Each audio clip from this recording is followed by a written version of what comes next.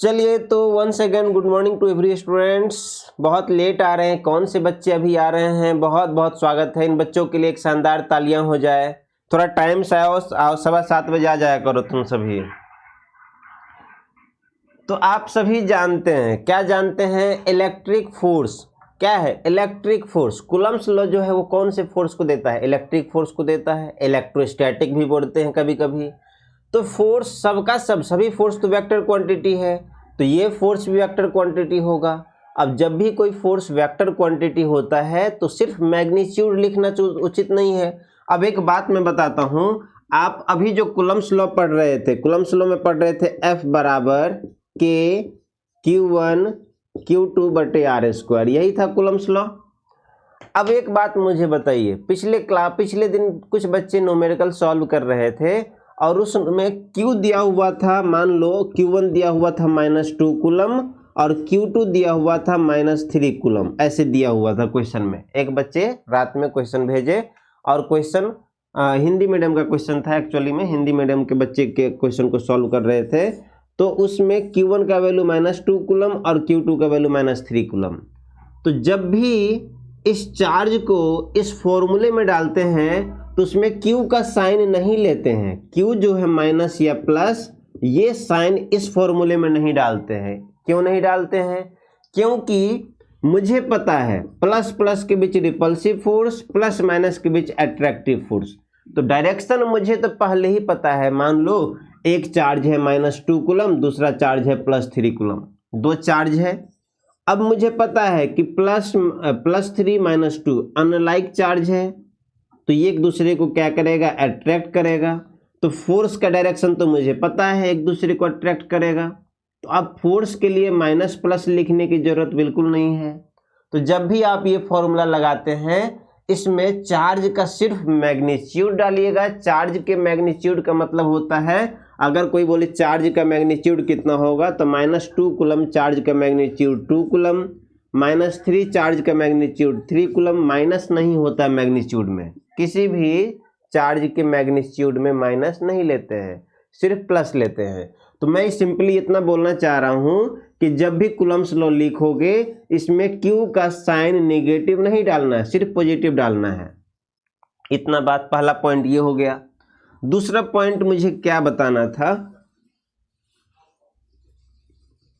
दूसरा पॉइंट देखिए क्या है, देख रहे हैं सभी? अब मैं बोल रहा हूं, बोलो।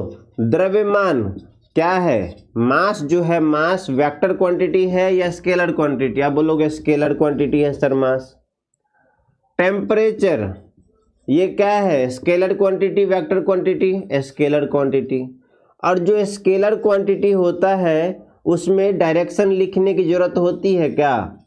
डायरेक्शन इसमें लिखते हैं तो नहीं लिखते हैं। जितने भी स्केलर क्वांटिटी है उसमें डायरेक्शन लिखने की जरूरत नहीं है। चार्ज भी स्केलर क्वांटिटी है, चार्ज में भी हम लोग डायरेक्शन नहीं देते हैं। लेकिन फोर्स तो वेक्टर क्वांटिटी है। फोर्स क्या है? ये एक वेक्टर क्वांटिटी है। और जो वेक्टर क्वांटिटी होगा उसमें क्या क्या होगा? उसमें मैग्नीट्यूड भी होगा, मतलब परिमाण भी होगा, मतलब कितना फोर्स लग रहा है ये भी होगा। साथ में इसमें डायरेक्शन भी होगा, किधर फोर्स लग रहा है ये भी बताना पड़ेगा। जैसे कि अभी बताया मैं कि मान लो दो चार्ज है, दो चार्ज के बीच कितना फोर्स लगेगा?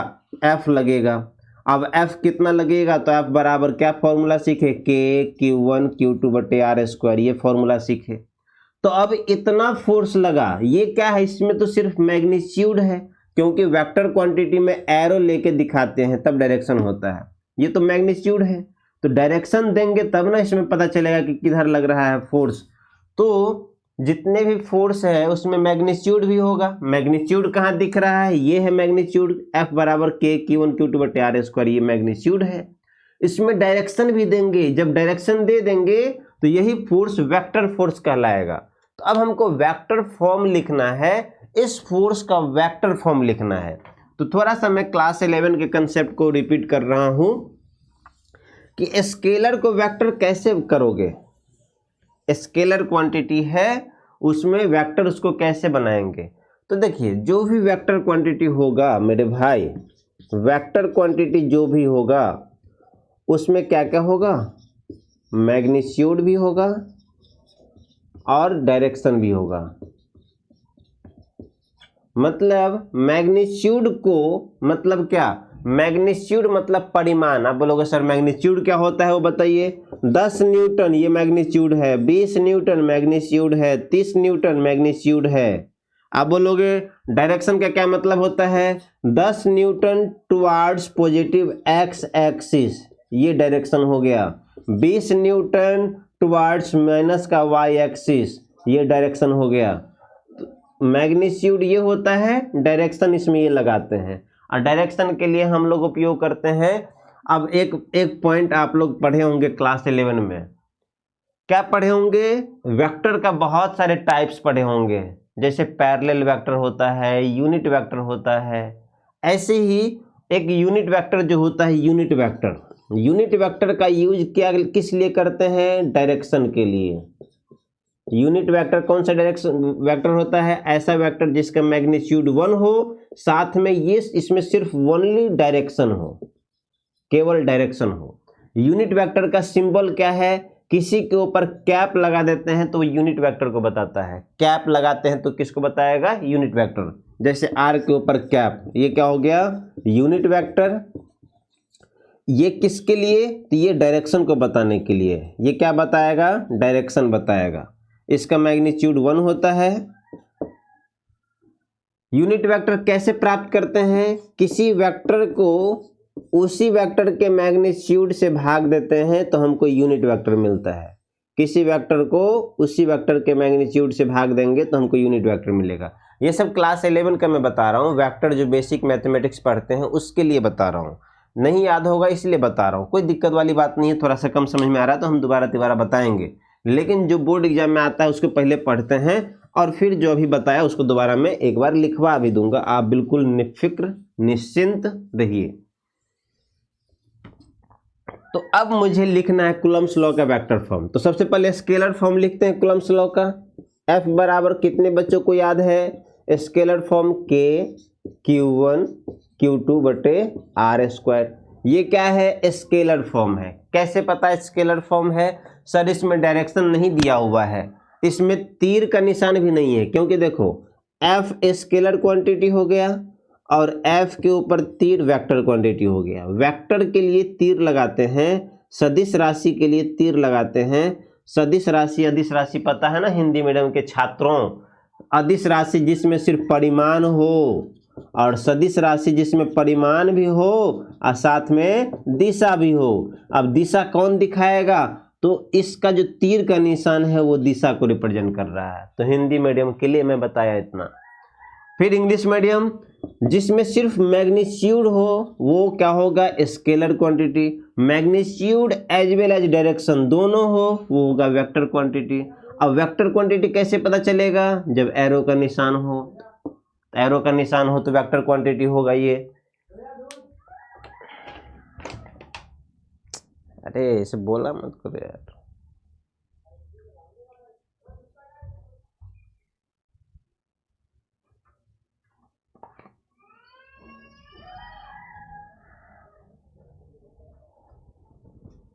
यहाँ रख दो।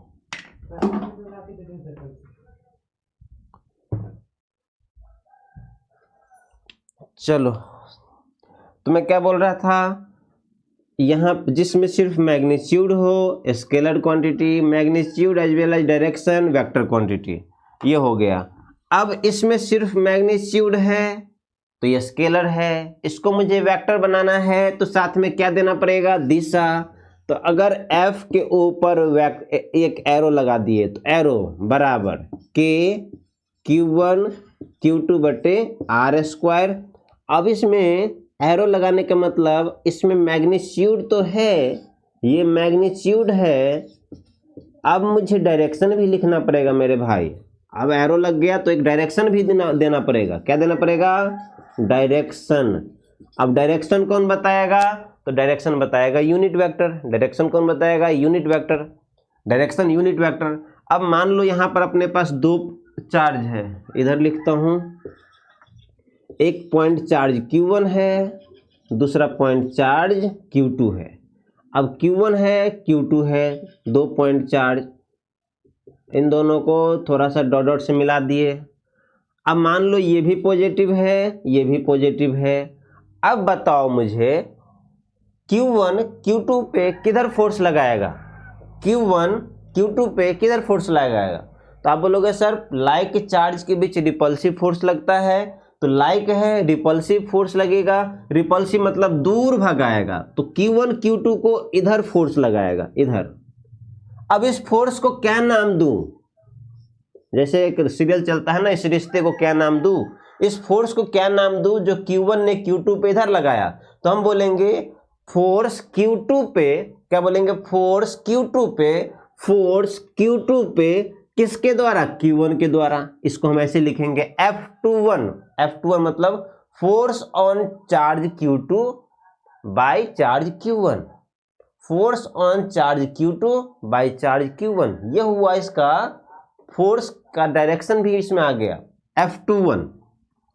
तो डायरेक्शन लिखना है, अगर इसका सिर्फ डायरेक्शन लिखना है तो हम डायरेक्शन के लिए यूज करेंगे, देखो इसका डिस्टेंस मान लो r है, डिस्टेंस क्या है r। तो डायरेक्शन के लिए क्या करते हैं, यूनिट वेक्टर लेते हैं, डायरेक्शन के लिए यूनिट वेक्टर लेते हैं।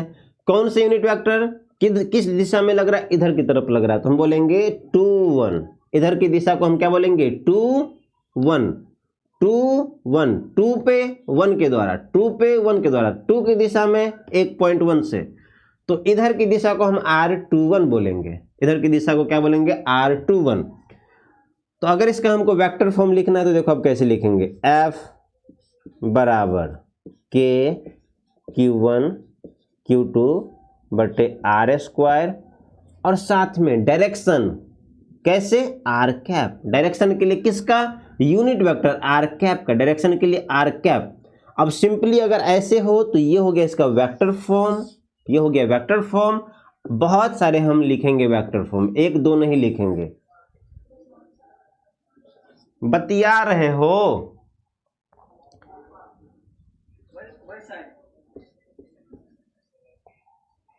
हाँ चलिए, अब हमको लिखना है F, क्या लिखना है, 21, F21 मतलब force on charge 2 due to 1, F21 लिखना है। तो हम बोलेंगे K Q1 Q2 बटे R स्क्वायर इंटू R।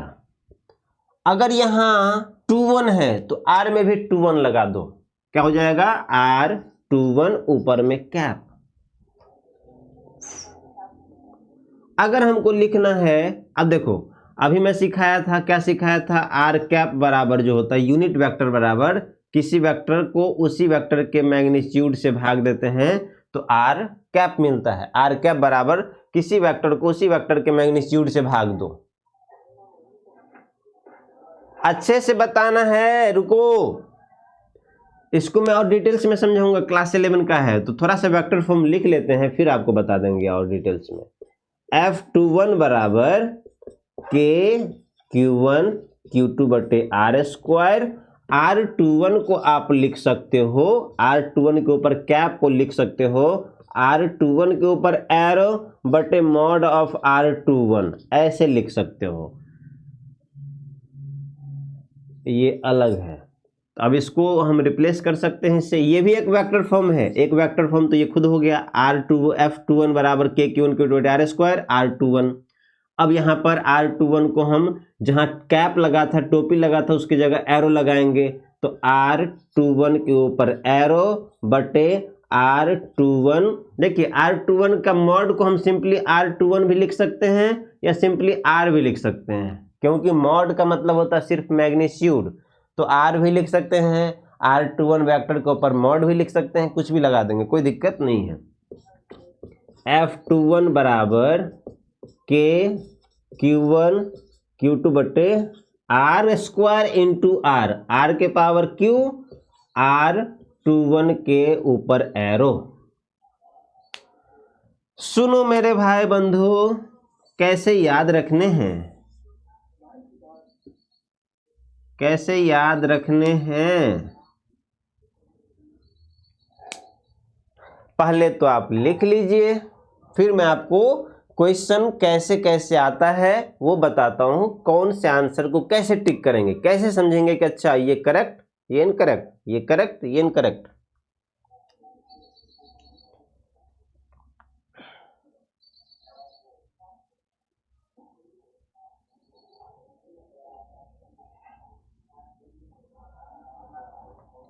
फिर भी अभी भी किसी को तुरंत डाउट आ गया हो तो आप पूछ लीजिए, तुरंत डाउट वाले को तुरंत डाउट सॉल्व करेंगे।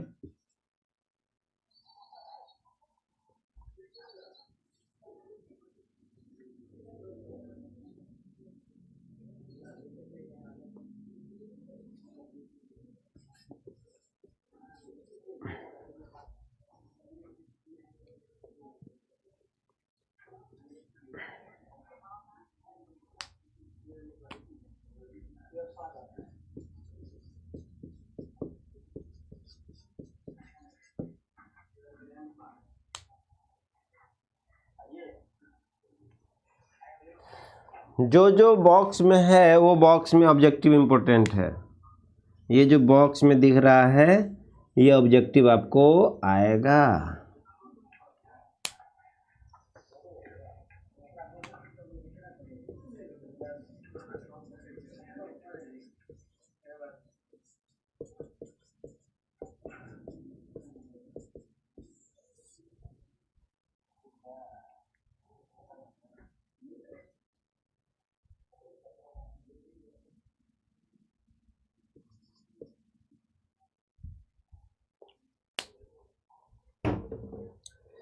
बहुत आसान है, हलवा है। मैं इसके बाद बताऊंगा हलवा कैसे है। हलवा देखने में कॉम्प्लिकेटेड लगता है, सर उसमें क्या क्या डाल दिए, उसमें चावल डाल दिए, नमक डाल दिए, उसमें हल्दी डाल दिए, उसमें और क्या डाल देते हैं, और उसमें दाल डाल देते हैं, कुछ सब्जियां भी डाल देते हैं। ऐसे ही बहुत कुछ है इसमें, लेकिन हम अपने ऑब्जेक्टिव पॉइंट ऑफ व्यू से आपको डायरेक्ट आंसर निकालना बताएंगे। एकदम देख के आप बोल सकते हो ये करेक्ट है, ये इनकरेक्ट है, ये करेक्ट है, ये इनकरेक्ट है।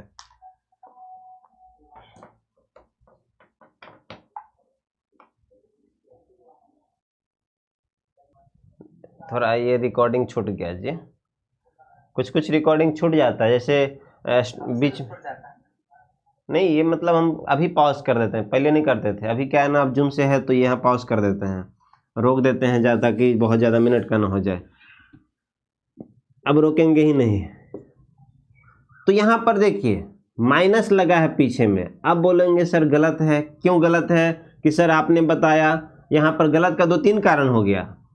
एक तो पहला कि यहाँ पर तीर का निशान है तो यहाँ क्यू होना चाहिए, तो चलो मैं क्यूब कर देता हूँ। तो आप बोलोगे ये सही लग रहा है थोड़ा थोड़ा, लेकिन यहाँ R12 है, यहाँ 21 है, इस हिसाब से ये गलत हो जाएगा। लेकिन मैं अभी सिखाया कि माइनस का R12 बराबर R21 होता है। माइनस का R12 बराबर R21। अगर माइनस लगा देते हैं किसी वेक्टर में तो उसका डायरेक्शन उल्टा हो जाता है। तो माइनस R12 मतलब R21, तो इस माइनस को इधर भेजेंगे तो R12 माइनस का साथ आएगा तो क्या हो जाएगा, ये R21 हो जाएगा, R21। तो ये सही हो जाएगा। इसको मैं क्वेश्चन के फॉर्म में देता हूं। नहीं, एक बार ये भी अगला स्टेप भी देख लो। देखो अब इस माइनस को इसके साथ दे दिए, इस माइनस को इसके साथ दे दिए, तो इसको हम ऐसे भी लिख सकते हैं R21 बराबर के Q1 Q2 बटे आर क्यू। इसको माइनस R12 को R21 लिख सकते हैं, माइनस का R12 को R21 लिख सकते हैं।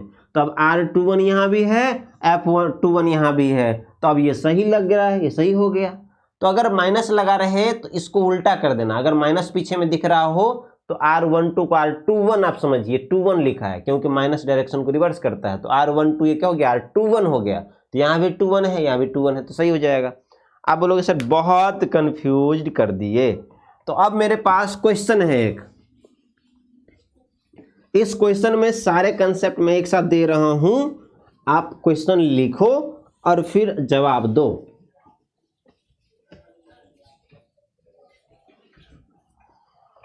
देखिए पहला, which of the following is correct form. पहला है कि F बराबर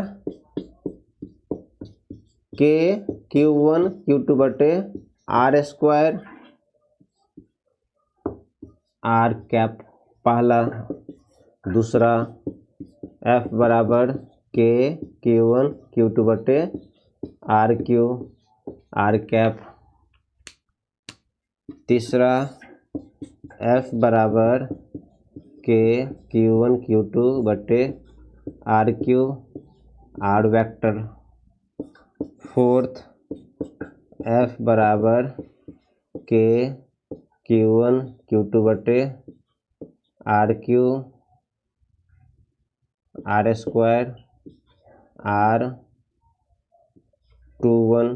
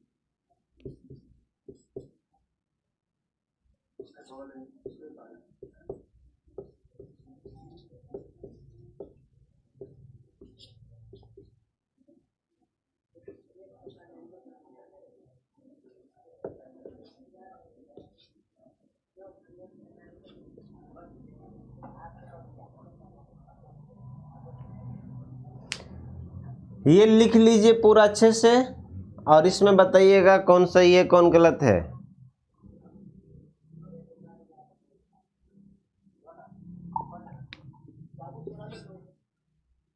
कुछ बोल रहे थे?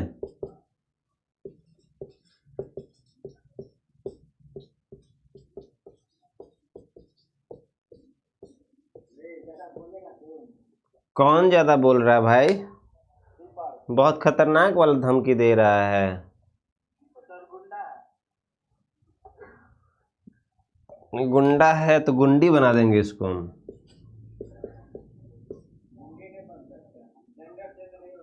अरे होता है आजकल जेंडर चेंज। ये संजय बांगर का लड़के को देखे हो, सुने हो? हाँ, तब कैसे बोल दिया पता है होने के बाद भी? ऐसा काम करोगे तो पैसा का कलेक्शन हो जाएगा, तुम सोचो ना पहले।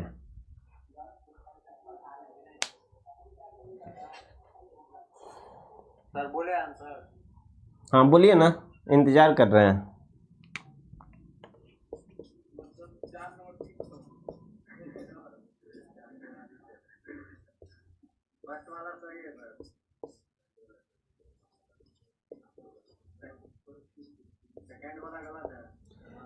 चलिए सभी बच्चे सोच लिए।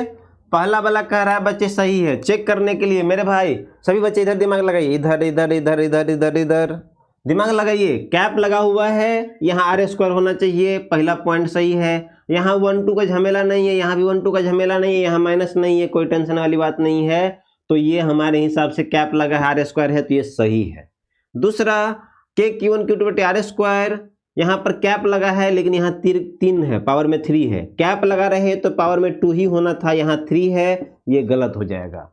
तीसरा R के ऊपर तीर का निशान है, यहाँ पर RQ है, तीर का निशान देखते ही यहाँ RQ होना चाहिए, बाकी कहीं माइनस प्लस नहीं है, R12 का झमेला नहीं है, तो ये भी सही है। तीसरा K Q1 Q2 R², यहाँ R21 है तो पहला चेक करेंगे, यहाँ भी 21 होना चाहिए। अगर 21 नहीं हो तो देखेंगे माइनस प्लस तो नहीं है, माइनस जो ही दिखे तो उसको उल्टा करके सोचना। यहाँ 21 है, यहाँ 1 2 है, माइनस नहीं है, साथ में यहाँ तीर का निशान है, यहाँ पर 3 नहीं है, तीर का निशान होते ही यहाँ पर पावर में 3 होना चाहिए, ये भी गलत है। यहाँ पर K Q1 बटे RQ, जो ही तीर का निशान दिखे तुरंत इसको इसके साथ चिपका देना, और तीर का निशान जो ही यहाँ माइनस दिखे तो इसको इसके साथ चिपका देना, और तुम 1 2 को 21 समझना। अब यहाँ 1 2 नहीं है, 21 है, 1 2 नहीं है, 21 है, तो यहाँ पर 21 है, यहाँ 21 है, यहाँ भी 21 है, तो ये पॉइंट सही है। तीर का निशान है, पावर 3 होना चाहिए, बिल्कुल करेक्ट आंसर है, कोई कंफ्यूजन वाली बात नहीं है। यहाँ 21 है, यहाँ 21 है, माइनस नहीं है, यहाँ कैप है तो यहाँ R² है। मैं क्या सिखाया था, R को मैं मॉड के अंदर ऐसे भी लिख सकता हूँ, मतलब मॉड तीर का निशान R, मतलब ये भी मैग्नीट्यूड है, मॉड भी मैग्नीट्यूड को बताता है। वेक्टर में क्लास 11 में अच्छे से पढ़े होंगे आप लोग। तो यहाँ पर मैं देख रहा हूँ कैप है, R² है, 21 है, 21 है, बिल्कुल करेक्ट आंसर है। इस तरीके से ये सारे के सारे कुछ सही हैं, कुछ गलत हैं, और इसमें आप मुझे बताओगे। समझ में नहीं आया तो बताओ, नहीं तो आगे बढ़ेंगे।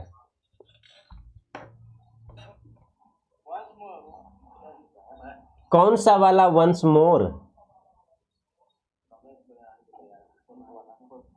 फोर्थ वाला। बिल्कुल करेक्ट।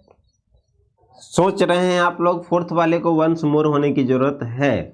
मेरे भाई मेरे बंधु, पहला पॉइंट, आर के ऊपर तीर दिखे तो आर क्यू है, मतलब एक पॉइंट के हिसाब से ये सही हुआ। दूसरा, यहाँ 1 2 है, यहाँ 2 1 है, लेकिन नीचे वाला बोल रहा है। अच्छा नीचे वाला, फोर्थ ये भी है और फोर्थ ये भी हो गया है, तो इसीलिए मामला कंफ्यूजन है। इसके लिए कंफ्यूजन है क्या आपको? आहा, इसका मतलब क्लास 11 का वेक्टर भूल गए। तो सुनिए ध्यान से, सुन रहे हैं मेरे भाई? आर जो होता है वो वेक्टर का मैग्नीट्यूड, परिमाण को बताता है, ठीक है।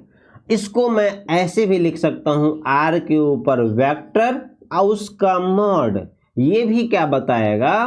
किसी वेक्टर का मैग्नीट्यूड बताएगा मेरे भाई मेरे बंधु। जो आर है वही ये है, लेकिन इसके स्नो पाउडर को लगा दिए हैं, इसमें एक स्नो पाउडर, फेस क्रीम, ये सब लगा हुआ है, इसलिए देखने में थोड़ा अटपटा लग रहा है। आर के ऊपर तीर का निशान और फिर उसको मॉड में डाल दिए तो यही हो गया। तो आप इसको मत समझो, ये पूरा का पूरा क्या है, ये पूरा का पूरा आर ही है। तो आर का स्क्वायर है इसका मतलब लिखा हुआ, तो आर का स्क्वायर कैप है तो आर स्क्वायर है, ये पॉइंट सही है। 2 1 है तो यहाँ भी 2 1 है, ये भी सही है। बनाइए कुछ भी।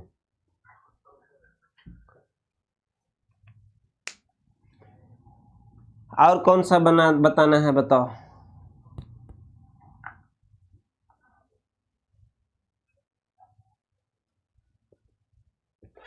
एक न्यूमेरिकल मैं अगले क्लास के लिए दे रहा हूं, उसको देखिए, और नहीं बनेगा तो नहीं, लेकिन सोचना है, क्योंकि आप सोच के नहीं सोचोगे नहीं तो आपसे कुछ नहीं बनेगा। मैं चाहता हूं आप सोचो इसको। 2.2 charges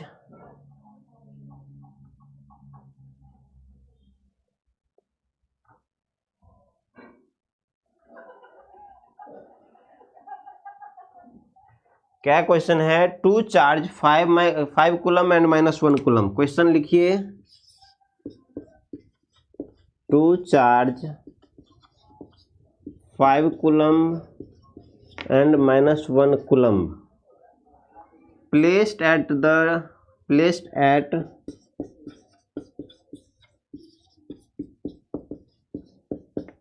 the point 2,3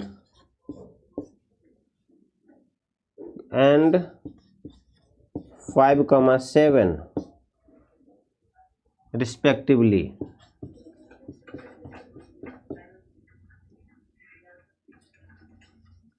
respectively.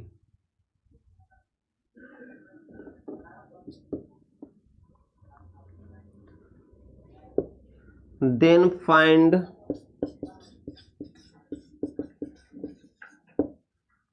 force on -1 coulomb charge.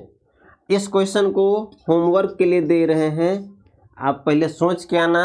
और इसमें ये कंसेप्ट लगेगा, ये आर के ऊपर तीर का निशान बराबर क्या होता है? 2 पॉइंट दिया हो, अगर पॉइंट ए दिया हो, पॉइंट बी दिया हो, तो इनका जो वेक्टर फॉर्म होगा वो यहाँ के पॉइंट को यहाँ से घटाते हैं। r2 - r1 तो मतलब x2 - x1 i plus y2 - y1 j plus z2 - z1 k।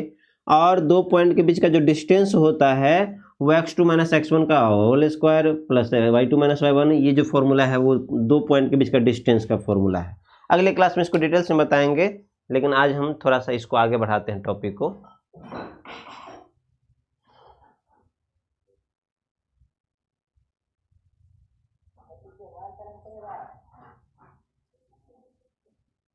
क्या हुआ?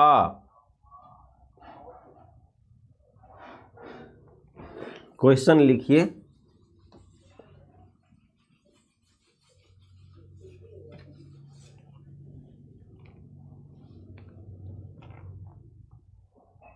ज़रूरत पड़ा तो शाम में इसको सॉल्व करेंगे, शाम में और भी क्वेश्चन को सॉल्व करेंगे, लेकिन एक दो कंसेप्ट को पढ़ना है। जैसे प्रिंसिपल ऑफ सुपरपोजिशन पढ़ेंगे तो बहुत सारा न्यूमेरिकल वहाँ से सॉल्व होगा।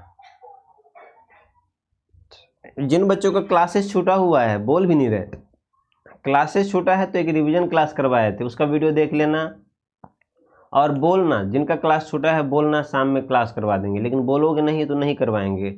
मुफ्त में कुछ भी नहीं मिलता है, बोलना पड़ता है, बिना बोले कुछ भी नहीं मिलेगा आपको। लिख लिए क्वेश्चन?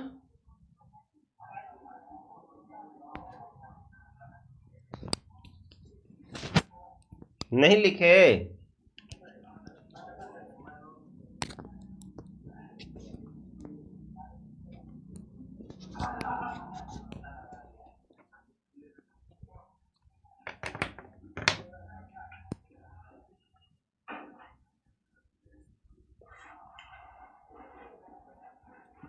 लिख लिए ऐसा मुझे प्रतीत हो रहा है।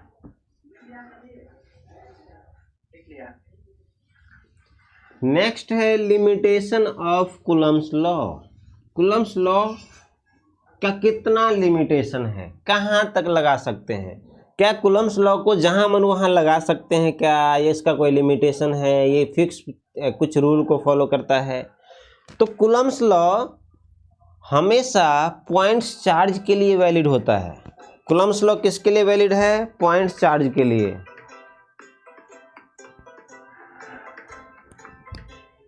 रुक जाओ थोड़ा, ऑफिस का कॉल आ गया।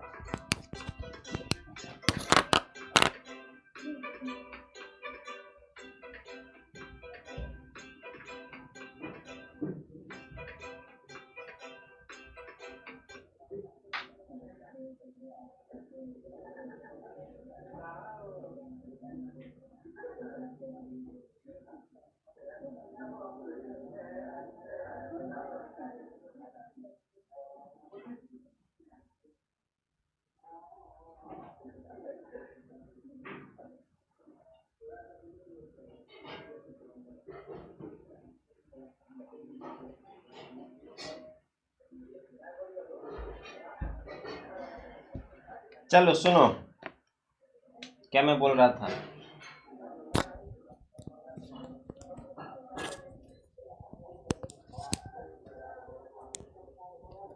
सुनिए सुनिए सुनिए, कूलम्स लॉ का लिमिटेशन। कूलम्स लॉ जो होता है ना, कोई बोलेगा सर एक बॉडी मान लो इतना बड़ा है, यहाँ पर चार्ज है 10 कूलम, एक बॉडी और है इतना बड़ा, इसमें चार्ज है 20 कूलम। क्या यहाँ पर मैं कूलम्स लॉ लगा सकता हूँ? क्या यहाँ पर कूलम्स लॉ लगा सकता हूँ मैं डायरेक्टली? जैसे मैं लगा रहा था के Q1 Q2 बटे R स्क्वायर, ये 2 पॉइंट चार्ज के बीच लगने वाला फोर्स, क्या ऐसे लग सकता है? तो कूलम्स लॉ ऐसे चार्ज पे नहीं लगता है। इस बॉडी को बोलते हैं डिस्ट्रीब्यूटेड बॉडी। जब चार्ज बहुत बड़े स्पेस में फैला हो, बहुत बड़े जगह में फैला हो, उसको बोलते हैं डिस्ट्रीब्यूटेड चार्ज। कूलम्स लॉ हमेशा कहाँ लगेगा? पॉइंट चार्ज के लिए लगेगा। जैसे पॉइंट चार्ज क्या होता है? वो चार्ज जो बहुत कम जगह पे फैला हो, बहुत कम, एक पॉइंट पे हो, एक सेंटर पे हो, मतलब बॉडी का आकार जो है इतना छोटा है, बहुत छोटा है। किसके हिसाब से? डिस्टेंस के हिसाब से। डिस्टेंस है मान लो 1 मीटर, और जो चार्ज है वो 0.00001 सेंटीमीटर में है, इतने कम सेंटीमीटर में है। तो जो बॉडी है, चार्ज है जहाँ, उसका आकार बहुत छोटा है दूरी के रिस्पेक्ट में, डिस्टेंस के रिस्पेक्ट में, उसको बोलते हैं पॉइंट चार्ज। एक पॉइंट नहीं होता है बिंदु, जिसका कोई आकार नहीं होता है, मतलब बहुत कम जगह छेकता है, वो जो सीखे हैं वो। तो ये जो कूलम्स लॉ है किसके लिए वैलिड है? सिर्फ और सिर्फ पॉइंट चार्ज के लिए वैलिड है। पॉइंट चार्ज कहने का मतलब मान लो एक चार्ज यहाँ है Q1, दूसरा चार्ज यहाँ है Q2, और इनके बीच का डिस्टेंस है R। तो यहाँ पर हम लोग कूलम्स लॉ लगा सकते हैं K Q1 Q2 बटे R स्क्वायर, ये लग जाएगा। लेकिन एक बॉडी है बहुत बड़े आकार में, दूसरा बॉडी है इसी तरीके से बहुत बड़े आकार में, इसका चार्ज Q1 है, यहाँ का चार्ज Q2 है, इनके बीच का डिस्टेंस मान लो R है। अब कूलम्स लॉ लगाएंगे K Q1 Q2 बटे R स्क्वायर, तो ये नहीं लगा पाएंगे, क्योंकि ये चार्ज बॉडी क्या है, बहुत बड़ा है। ये पॉइंट चार्ज था, ये क्या है, ये है पॉइंट चार्ज। तो पॉइंट चार्ज के लिए कूलम्ब्स लॉ लगता है, लेकिन ये क्या है, ये एग्जाम्पल फर्स्ट है, ये एग्जाम्पल सेकेंड है। ये क्या है, ये जो चार्ज है ये डिस्ट्रीब्यूटेड चार्ज है, डिस्ट्रीब्यूटेड चार्ज है, बड़े स्पेस में चार्ज फैला हुआ है, तो इसके लिए कूलम्ब्स लॉ नहीं लगेगा। कूलम्ब्स लॉ किसके लिए लगेगा, सिर्फ और सिर्फ पॉइंट चार्ज के लिए लगेगा। कूलम्ब्स लॉ किसके लिए, पॉइंट चार्ज के लिए लगता है, डिस्ट्रीब्यूटेड चार्ज के लिए नहीं लगता है। डिस्ट्रीब्यूटेड चार्ज को अलग से पढ़ेंगे, अभी वो नहीं है टॉपिक, आगे चल के आएगा। तो ये बात आप याद रखेंगे। आप बोलोगे सर फिर ऐसे बॉडी के लिए हम कूलम्ब्स लॉ कैसे लगाएंगे, इसका कोई तरीका तो होगा। तो बड़े बॉडी के लिए कूलम्ब्स लॉ लगाने के लिए हम लोग मैथमेटिकल टूल इंटीग्रेशन का यूज करेंगे।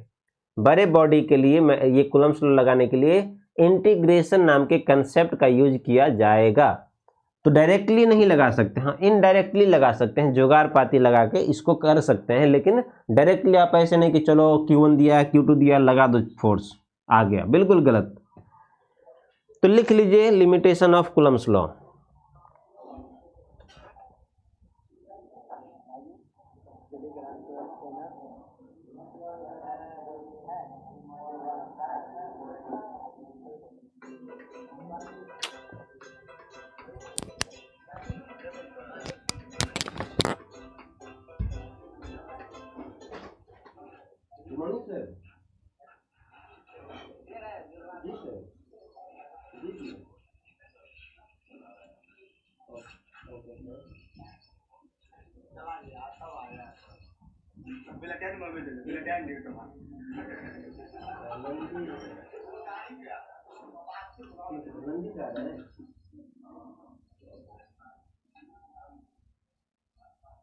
जी सर कर रहे हैं सर, करवा लेते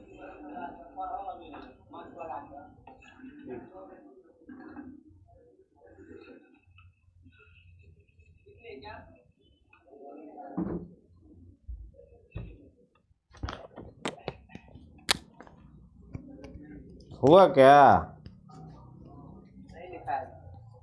2-3 लाइन तो है नहीं।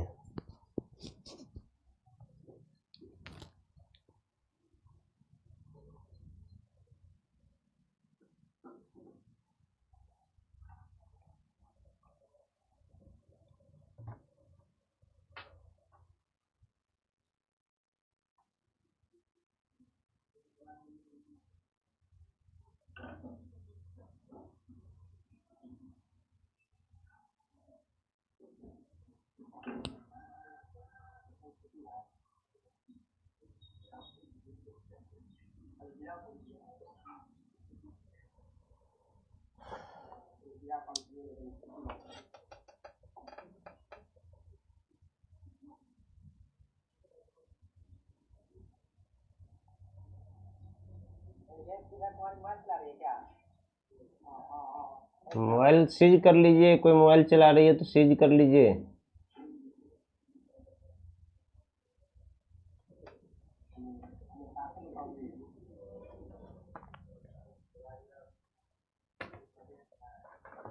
हो गया।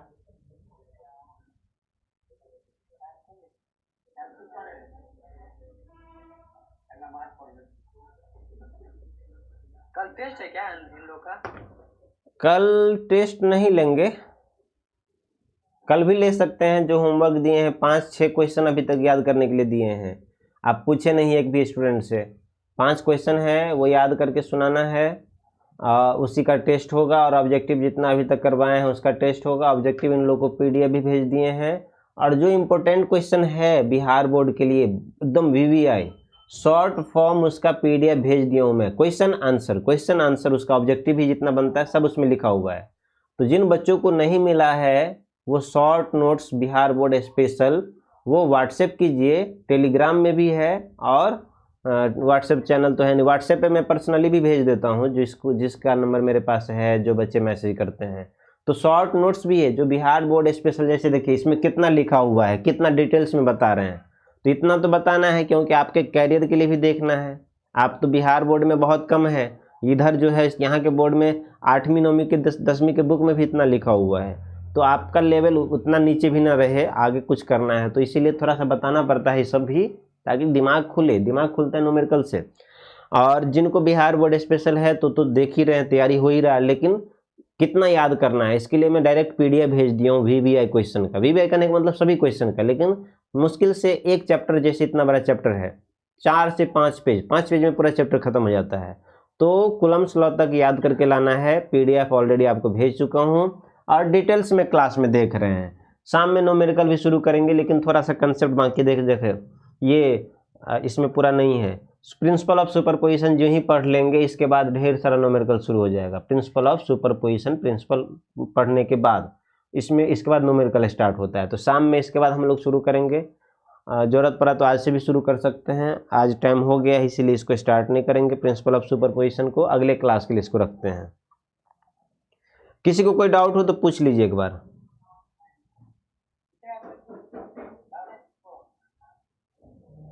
आज हमने बस क्या पढ़ा, कूलम्स लॉ वेक्टर फॉर्म पढ़ा, इसका डिफरेंट फॉर्म पढ़ा, तो इसको देख लीजिए। डिफरेंट फॉर्म में कैसे आप क्वेश्चन जो बताए हैं 6-7 क्वेश्चन था, उसी में सारा कंसेप्ट है कि कौन से सही है कौन से गलत है, तो उसी को आप देखेंगे तो पता चल जाएगा। फिर हम लोग पढ़े एक लिमिटेशन ऑफ कूलम्स लॉ। कोई पूछे कूलम्स लॉ का क्या लिमिटेशन है, तो आप बोलना कूलम्स लॉ केवल और केवल पॉइंट चार्ज के लिए लगता है, डिस्ट्रीब्यूटेड चार्ज के लिए नहीं लगता है। Coulomb's law is valid only for point charge, not for distributed charge. फिर कोई पूछे डिस्ट्रीब्यूटेड चार्ज में कैसे लगाएंगे, तो हम बोलेंगे जुगाड़ पाती लगा के, जुगाड़ पाती कहने का मतलब इंटीग्रेशन वगैरह लगा के कर सकते हैं। तो कूलम्स लॉ का लिमिटेशन एक है, पॉइंट चार्ज के लिए वैलिड है। कूलम्स लॉ का क्या है, पॉइंट चार्ज के लिए वैलिड है। अब एक मैं आज क्या करता हूँ, हिंदी मीडियम का एक 4-5 क्वेश्चन है वो भेज दूंगा आज। हिंदी मीडियम में क्वेश्चन है, मान लो एक चार्ज है 3 कूलम, दूसरा चार्ज है 2 कूलम, वो पानी के अंदर है, जिसके बीच का डिस्टेंस है मान लो 3 मीटर, तो उसके बीच में कितना फोर्स लगेगा, कितना फोर्स लगेगा वो निकालना है। एक क्वेश्चन था हिंदी मीडियम के लिए, चार्ज है, पहला चार्ज है 3 कूलम, दूसरा चार्ज है 2 कूलम, और इसके बीच का डिस्टेंस है मान लो 3 मीटर, तो फोर्स कितना लगेगा इनके बीच में, ये निकालना है। तो कैसे निकालेंगे इसको, अगर पानी में चार्ज है तो फोर्स कैसे निकालेंगे, तो फोर्स बराबर K/Q1 Q2 बटे R²। ये है एयर में लगने वाला फोर्स। एयर में लगने वाला फोर्स को अगर हम रिलेटिव परमिटिविटी से भाग दे देते हैं तो ये निकल गया वाटर में लगने वाला फोर्स। इसको ऐसे भी लिख सकते हैं दूसरे तरीके से, वाटर में लगने वाला फोर्स बराबर 1/4 पाई एप्सिलॉन नॉट, के का मान डाल दिए 1/4 pi epsilon not into epsilon R Q1 Q2 बटे R²। अब यहाँ पर देखो 1/4 पाई एप्सिलॉन नॉट का मान क्या है, 1/4 पाई एप्सिलॉन नॉट का मान ही है 9 × 10 के पावर 9। फिर ये भी दिया है, ये भी दिया है, ये भी दिया है, नीचे में बस एप्सिलॉन नॉट एप्सिलॉन R है, तो वहाँ पर नीचे में एप्सिलॉन R आ जाएगा। तो इस तरीके से क्वेश्चन छोटा छोटा रहेगा, बनाइएगा, मैं भेज देता हूँ क्वेश्चन, फिर आप बनाना तो पता चलेगा क्या कंसेप्ट है। इतना ही रखते हैं। किसी को कोई डाउट हो, किसी का क्लास छूटा हुआ हो, कोई बाद में आए हैं तो मैसेज कर दीजिए। मैसेज के लिए नंबर आपको मैं लिख देता हूँ, टाइम हो गया 19। कृष्णा जी कुछ देते नहीं है मैसेज के लिए, नंबर क्या कहते हैं, नंबर भी ऐड करते तो कहाँ ऐड कर देते पता नहीं चलता है।